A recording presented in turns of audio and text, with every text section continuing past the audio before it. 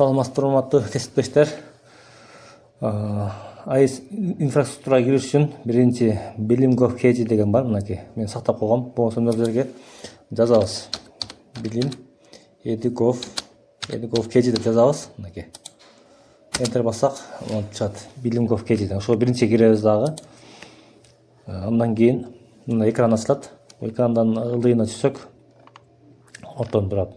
Акырында мектеп инфраструктурасы деген бар. Ушуну басабыз, мынакей. Андан кийин бизге мына окно ачылат. Мына бул жерде кызмат менен кирүү деген бар. Орусча болсо вайты кызмат деген бар. Ошону басып туруп, ошо менен киребиз. Переводчик келгенде ошо кирүүдө орусча кыргызча чыгат, эч нерсе айырмасы жок.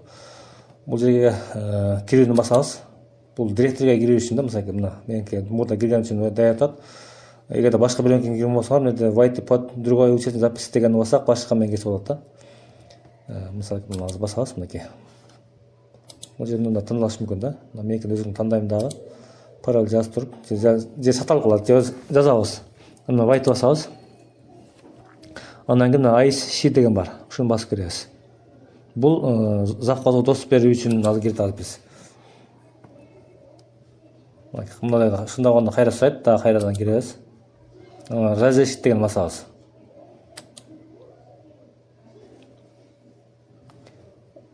Разрешить басканда мынакей бул жерде пользователь деген чыгат. Пользователь деген басканыбызда бизге мындай экран чыгат. Бул экранда ушул ар бир мектептики эмеле болот экен. Ар бир мектептен ушундай завхоздордун доступ бергенде өчүрүп экен. Буга тийбеши, булар өчүрбөгүлө.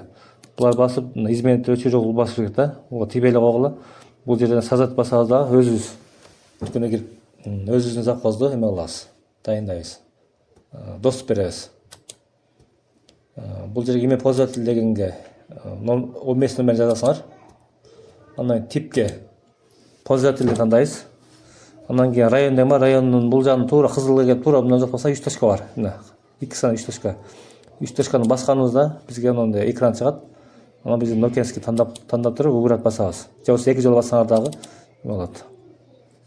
Түшүп калат. Же выбрать басасыңар да. Андан кийин мектеп чыгат, мына жерде мынакей. Жылдыр көрсөңөр болот.